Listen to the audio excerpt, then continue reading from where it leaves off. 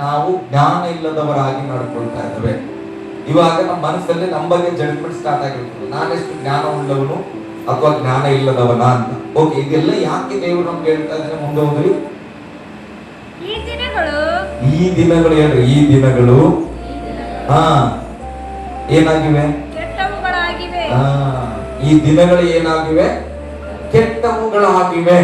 ಈ ದಿನಗಳು, ಗಟ್ಟಿಯಾಗಿ ಹೇಳ್ರಿ ಮತ್ತೊಂದ್ಸರಿ, ಈ ದಿನಗಳು ಕೆಟ್ಟದಾಗಿದೆ. ಅದಕ್ಕೆ ಏನ್ ಮಾಡಬೇಕು? ಓದಿ ಮುಂದೆ. ಆದುದರಿಂದ ಕಾಲವನ್ನು ಅಂದ್ರೆ ಸಮಯವನ್ನ ಸುಮ್ಮನೆ ಕಳೆದುಕೊಳ್ಳದೆ ಅದನ್ನ ಬೆಲೆ ಉಳ್ಳದಂತ ಉಪಯೋಗ ಮಾಡ್ರಿ. ಈ ಟೈಮ್, ಈ ಸಮಯ, ಈ ದಿನಗಳು ಕೆಟ್ಟದ್ದು.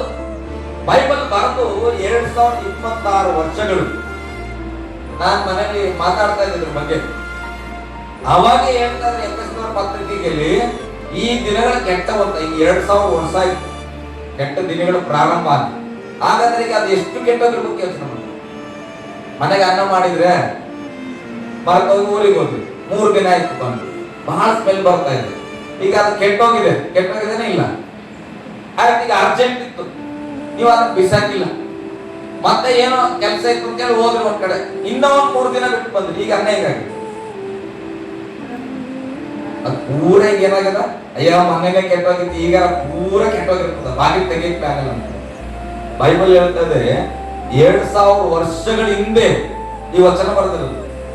ಈ ದಿನಗಳು ಏನಾಗಿವೆ ಅಂತ ಬರೆದ್ರೆ ಆವತ್ತಿನ ದಿನದಲ್ಲಿ ಕೆಟ್ಟ ದಿನಗಳಾಗಾದ್ರೆ ಈಗಿನ ದಿನ ಇನ್ನ ಹೆಂಗಾಗಿದೆ? ಮೊನ್ನೆ ನಾನು ನ್ಯೂಸ್ ಅಲ್ಲಿ ನೋಡ್ತಾ ಇದ್ದೆ, 13 ವರ್ಷದ ಹುಡುಗಿನ 32 ಜನ ರೇಪ್ ಮಾಡಿದ್ರು. ಇನ್ನ ಎಷ್ಟು ಕೆಟ್ಟ ಕಾಲ ಕಾಣಬೇಕಂತೀರಿ?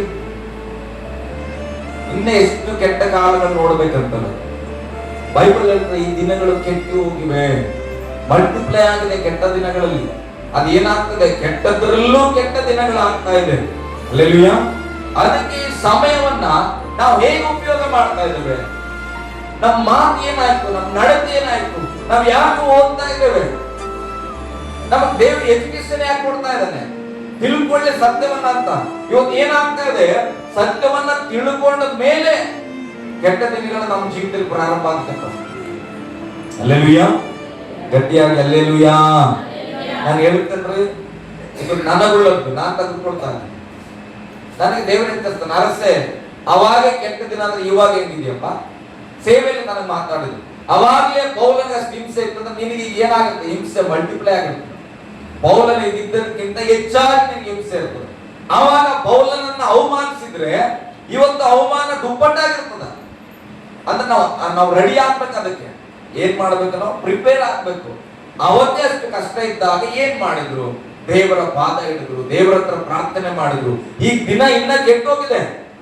ಹಾಗಾದ್ರೆ ಈಗ ನಾವೇನ್ ಮಾಡ್ತಿದ್ದೇವೆ? ಇನ್ನ ದೇವರ ಪಾದವನ್ನ ಭದ್ರವಾಗಿ ಇಟ್ಕೊಳ್ಬೇಕು, ವಾಕ್ಯ ಇಟ್ಕೊಳ್ಬೇಕು, ವಾಕ್ಯದಿಂದ ಜೀವಿಸ್ಬೇಕು.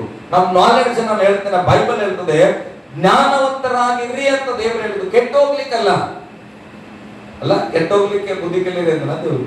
ಬಹಳ ನಾಲೆಡ್ಜ್ ಬೆಳೆಸ್ಕೊಂಡ್ರಿ ಲೋಕದಲ್ಲಿ ಹಾಳಾಗಿರೋದಿಲ್ಲ. ನಮದು ಒಳ್ಳೆ ಜ್ಞಾನವನ್ನ ನಾವು ಎದಕ್ಕೆ ಬಳಕೆ ಮಾಡಕತ್ತೀವಿ? ಹಲ್ಲೆಲೂಯಾ. ಸ್ವಲ್ಪ ಮುಂದೋದ್ರಾಗೆ 17ನೇ ವಚನ. ಮತ್ತು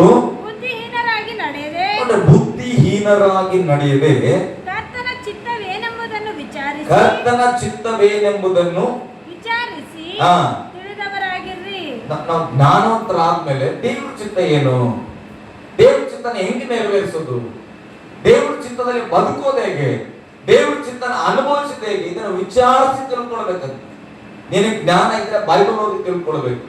ಅಕಸ್ಮಾತ್ ಇಲ್ಲಾಂದ್ರೆ ಯಾರೋ ಒಬ್ರು ಒಳ್ಳೆ ಸೇವಕರಿದ್ರೆ, ವಾಕ್ಯ ನಾಲೆಡ್ಜ್ ಉಳ್ಳವರಿದ್ರೆ ತಿಳ್ಕೊಳ್ಬೇಕು. ನಾನು ಹೇಗ್ ಬದುಕಬೇಕು, ನನ್ನ ಜೀವನ ಹೇಗ್ ಕಟ್ಕೊಳ್ಬೇಕು, ನನ್ನ ಕುಟುಂಬನ ಹೇಗ್ ನಡೆಸಬೇಕು. ಬೈಬಲ್ ಹೇಳ್ತದೆ ಪ್ರಿಯರೇ, ಜ್ಞಾನ ಪಡ್ಕೊಳ್ಳೇಬೇಕು. ನಾನು ಹೇಳ್ತೇನೆ, ಜ್ಞಾನವಿಲ್ಲದೆ, ಬೈಬಲ್ ಹೇಳ್ತದೆ ಜ್ಞಾನವಿಲ್ಲದೆ ನನ್ನ ಜನರು ನಾಶವಾಗುತ್ತಂತ ವಚನ ಹೇಳ್ತದೆ. ಯಾಕೆ? ಅವರು ಜ್ಞಾನ ಇಲ್ಲದೆ. ಈಗ ಮಕ್ಕಳಿಗೆ ಯಾರೆಲ್ಲ ನಮ್ಮ ಸಭೆಯಲ್ಲಿ ಸಣ್ಣ ಮಕ್ಕಳು, ಈಗ ವಿಲಿಯಮ್ ದೊಡ್ಡವಾಗ್ಬಿಟ್ಟಾನೆ ಅಲ್ಲ, ಅವನ ಕೈಯಲ್ಲಿ ನೋಟ್ ಕೊಟ್ರೆ ಅವನ ಅರ್ಧ ಕಲೆ ನೋಡಿ ಅಲ್ಲ, ಅವನ್ ಏನ್ ಮಾಡ್ತಾನೆ? ಜೇಬಲ್ಲಿ ಇಟ್ಕೊಳ್ತಾನೆ, ಚಾಕ್ಬಿಡ್ತಾನೆ. ಜ್ಞಾನ ಬಂದಿದ್ರೆ ಆತ. ಅದೇ ಒಂದು 3-4 ವರ್ಷದ ಹಿಂದೆ ಕೊಟ್ಟಿದ್ರೆ ಅವನ್ ಏನ್ ಮಾಡ್ತಿದ್ನು? ಆ ನೋಟ್ 500 ರೂಪಾಯಿ 2000 ರೂಪಾಯಿ ಆದ್ರೆ ತೆಗೆದವನ್ ಏನ್ ಮಾಡ್ತಾನ? ಬಾಯಲ್ಲಿ ಹಾಕಿ ಅವನು ಏನ್ ಮಾಡ್ತಾನೆ, ಕಡಿತಾನೆ. ಯಾಕೆ? ಅವನು ಜ್ಞಾನ ಬಂದಿಲ್ಲ. ಇದು ಹಣ, ಈ ಹಣದಲ್ಲಿ ನಾನು ಏನ್ ಬೇಕು ಅಂತ ಇಲ್ಲಿಗೆ ಕೊಂಡ್ಕೊಳ್ಬಹುದು ಅನ್ನೋ ಜ್ಞಾನ ಗೊತ್ತಿಲ್ಲ. ಈಗ ನಾವು ಆ ಸಣ್ಣ ವಿಲಿಯಂ ಅಂತಿದ್ದೇವೆ, ವಿಲಿಯಂ ಗೊತ್ತಿಲ್ಲ, ಹಣ ಕೊಟ್ರೆ ನಾವು ಚಾಕ್ಲೇಟ್ ಬರ್ತದೆ ಅಂತ. ಇವತ್ತು ನಾವು ಇನ್ನೂ ಜ್ಞಾನವಂತರಾಗಿದ್ದೇವೆ, ಹಣ ಕೊಟ್ರೆ ಚಾಕ್ಲೇಟ್ ಬರ್ತದೆ ಅಂತ ಗೊತ್ತು, ಆದ್ರೆ ಚಾಕ್ಲೇಟ್ ತೆಗೆದುಕೊಳ್ಳಲ್ಲ. ನನ್ನ ಸ್ನೇಹಿತನಂತೆ ನಾವು ಚೈನಿ ತಿಂತಾರೆ ಕೆಲವರಲ್ಲ. ದೇವರ ಮಕ್ಕಳು ಗುಡ್ಡೆ ತಿನ್ನಕತ್ತ. ಹೆಚ್ಚಾಗಿ ಜ್ಞಾನವಂತಿಗ ಗೊತ್ತವರಿಗೆ ಹಣ ಕೊಟ್ಟರೆ ಏನ್ ಬೇಕಾದ್ರೂ ಸಿಗ್ತದ. ಈಗ ಜ್ಞಾನವನ್ನ ಕೆಟ್ಟದಕ್ಕೆ ಉಪಯೋಗ ಮಾಡ್ತಾ ಇದ್ರ. ಸಿಗರೇಟ್ ಸೇರ್ಲಿಕ್ಕೆ, ಗಾಂಜಾ ಸೇರ್ಲಿಕ್ಕೆ, ತಪ್ಪಾದ ಮಾರ್ಗವನ್ನ ಆಯ್ಕೆ ಮಾಡ್ಕೊಳ್ಳಿಕ್ಕೆ ಇದ್ದ ಜ್ಞಾನವನ್ನ ಉಪಯೋಗ ಮಾಡ್ತಾ ಇದಾರ. ಬೈಬಲ್ ಹೇಳ್ತದೆ, ಜ್ಞಾನವಂತರಾಗಿರ್ರಿ, ಅನ್ಯರ ಮಧ್ಯದಲ್ಲಿ ಜ್ಞಾನವುಳ್ಳವರಾಗಿ ಬದುಕ್ರಿ ಎಂಬುದಾಗಿ. ಹಲ್ಲೆಲೂಯಾ. ಯಾಕೆ ಹೇಳಿದ್ರೆ ಮುಂದೆ ವಚನ ಓದ್ರಿ, ವಿಚಾರಿಸಿ ತಿಳಿದವರಾಗಿರ್ರಿ, ಜ್ಞಾನವು ಪಡ್ಕೊಳ್ರಿ, ಜ್ಞಾನ ಪಡ್ಕೊಂಡ ಮೇಲೆ ಮದ್ಯಪಾನ ಮಾಡಿ ಮತ್ತರಾಗಬೇಡಿರಿ, ಅದರಿಂದ ಪಟ್ಟಿಂಗತನವು ಹುಟ್ಟುತ್ತದೆ. ಆದರೆ ಪವಿತ್ರಾತ್ಮ ಭರಿತರಾಗಿದ್ದು ಕೀರ್ತನೆಗಳಿಂದಲೂ ಆತ್ಮ ಸಂಬಂಧವಾದ ಪದಗಳಿಂದಲೂ ಒಬ್ಬರಿಗೊಬ್ಬರು ಮಾತಾಡಿಕೊಳ್ಳುತ್ತಾ ನಿಮ್ಮ ಹೃದಯಗಳಲ್ಲಿ ಕರ್ತನಿಗೆ ಗಾನ ಮಾಡುತ್ತಾ ಕೀರ್ತನೆಗಳನ್ನ ಆಡುತ್ತಾ ಯಾವಾಗಲೂ ಎಲ್ಲಾ ಕೆಲಸಗಳಿಗೋಸ್ಕರ, ಕಾರ್ಯಗಳಿಗೋಸ್ಕರ ನಮ್ಮ ಕರ್ತನಾದ ಯೇಸು ಕ್ರಿಸ್ತನ ಹೆಸರಿನಲ್ಲಿ ತಂದೆಯಾದ ದೇವರಿಗೆ ಸ್ತೋತ್ರ ಮಾಡುತ್ತಾ ಕ್ರಿಸ್ತನಿಗೆ ಭಯಪಡುವವರಾಗಿದ್ದು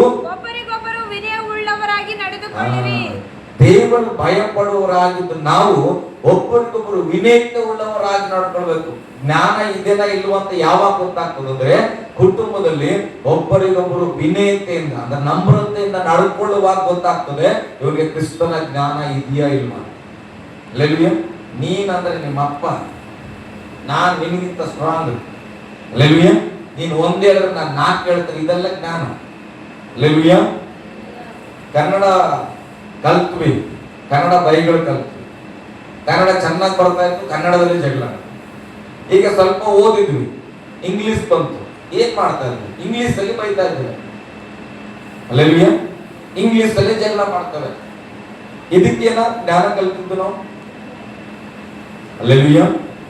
ಬೈಬಲ್ ಹೇಳ್ತದೆ, ಜ್ಞಾನ ಪಡ್ಕೊಂಡ ಮೇಲೆ ದೇವರಿಗೆ ಸ್ತೋತ್ರ ಮಾಡ್ರಿ, ದೇವರಿಗೆ ಭಯ ಪಡ್ರಿ, ಕುಟುಂಬದಲ್ಲಿ ಒಬ್ಬರಿಗೊಬ್ರು ವಿನಯತೆಯಿಂದ ನಡ್ಕೊಳ್ರಿ ಅಂತ ಹೇಳಿದ್ರು. ಇವಾಗ ನಾವು ಚೆನ್ನಾಗಿ ಅರ್ಥ ಮಾಡ್ಕೊಳ್ಬೇಕು, ದೇವ್ ಯಾಕೆ ಈ ಜ್ಞಾನದ ಬಗ್ಗೆ ಹೇಳ್ತಾ ಇದ್ದಾರೆ ಅಂದ್ರೆ, ನೀವು ಕೆಲಸ ನ್ಯೂಸ್ ನೋಡ್ರಿ, ಯೂಟ್ಯೂಬ್ ಅಲ್ಲಿ ಆ ನ್ಯೂಸ್ಗಳು ಬರ್ತದೆ, ನೋಡಕ್ಕೆ ಬೇಸರ. ನನ್ ಶಿವ ಬಂದು ಏನಾದ್ರು ನೋಡ್ತಾ ಇರ್ತಾನೆ, ಏನ್ ತಿನ್ನೋದಂತ ನಾನು ತೋರಿಸೋದಿಲ್ಲ. ಕೆಲವು ಬೇಡ ಅಂತ ಬಿಡಮ ಹೋಗ್ಲಿ, ಅಷ್ಟು ಕ್ರೂರತ್ವದಲ್ಲಿ ಪ್ರಪಂಚ ಸಾಕ್ತಾ ಇದೆ. ಅಲ್ಲೆಲೂಯಾ. ಅದಕ್ಕೆ ಗಾದೆ ಹೇಳ್ತಾರೆ, ನಮ್ಮ ನೆರಳನ್ನು ಕೂಡ ನಾವ್ ಏನ್ ಮಾಡಕ್ಕಾಗಲ್ಲ. ಗೊತ್ತಿಲ್ಲ ನಿಮ್ಗೆ ಅನಿಸ್ತು, ನಮ್ಮ ನೆರಳನ್ನು ಕೂಡ ನಂಬಕ್ಕಾಗಲ್ಲ. ಈಗ ಹೋಗ್ತಾ ಇದ್ದಾಗ ಕಟ್ಟ ನಮ್ ನೆರಳೆ ನಮ್ಗೆ ಭಯ ಪಡಿಸ್ತದಲ್ಲ. ನೆರಳು ನೋಡಿ ಆಗ್ತದೆ, ಓಡ್ತೇವೆ, ಅದು ನಮ್ಮಿಂದೇ ಇರ್ತದೆ. ಆಮೇಲೆ ಏನಂತೆ, ಏನೋ ನಾನು ಹಿಂದೆ ಅಟ್ಟಿಸ್ಕೊಂಡು ಬರ್ತದೆ, ಅದು ಯಾರು? ನಮ್ಮ ನೆರಳೆ. ನಾನು ಹೇಳ್ತೇನೆ, ನಮ್ಮ ಜ್ಞಾನವೇ ನಮ್ಮನ್ನ ನಾಶಪಡಿಸ್ತಾ ಇದೆ. ನಮಗಿರುವ ನಾಲೆಡ್ಜ್ ನಮ್ಮನ್ನ ಲೋಕದಲ್ಲಿ ನಡೆಸ್ತಾ ಇದೆ. ನಮಗಿರುವಂತ ನಾಲೆಡ್ಜ್ ನಮ್ಮನ್ನ ಪಾಪದಲ್ಲಿ ಕಟ್ಟುತ್ತಾ ಇದೆ. ಅದಕ್ಕೆ ವಾಕ್ಯ ಹೇಳ್ತದೆ, ನಿನಗಿರುವ ಜ್ಞಾನವನ್ನ ಒಳ್ಳೆದಕ್ಕಾಗಿ ಬಳಕೆ ಮಾಡು, ನಿನಗಿರುವ ಸಮಯವನ್ನ ಒಳ್ಳೆದಕ್ಕಾಗಿ ಉಪಯೋಗ ಮಾಡುವಂತ ವಚನ ಹೇಳ್ತದೆ. ನಾನು ಹೇಳ್ತೇನೆ, ಎಚ್ಚರವಾದ್ರೆ ನಮಗೆ ಒಳ್ಳೇದು ಅಷ್ಟೇ, ಮತ್ತೊಬ್ಬರಿಗೆ ಏನಿಲ್ಲ. ಬೈಬಲ್ ಅದಕ್ಕೆ ಹೇಳ್ತದೆ, ನನ್ನನ್ನು ನಾನು ವಿಚಾರಿಸಿಕೊಂಡ್ರೆ ನಾನು ಚೆನ್ನಾಗಿರ್ತೇನೆ, ನನ್ನ ಜೀವಿತ ಚೆನ್ನಾಗಿರ್ತದೆ, ನನ್ನ ನಂಬ್ಕೊಂಡಿರುವ ಕುಟುಂಬ, ನಮ್ಮ ಮಕ್ಕಳು, ನನ್ನ ಅಣ್ಣ ತಮ್ಮಂದ್ರು ಸಂತೋಷ ಪಡ್ತಾರೆ. ಇಲ್ಲಾಂದ್ರೆ ನಮ್ಮವ್ರಿಗೆ ನಷ್ಟ. ಅಲ್ಲೆಲೂಯಾ.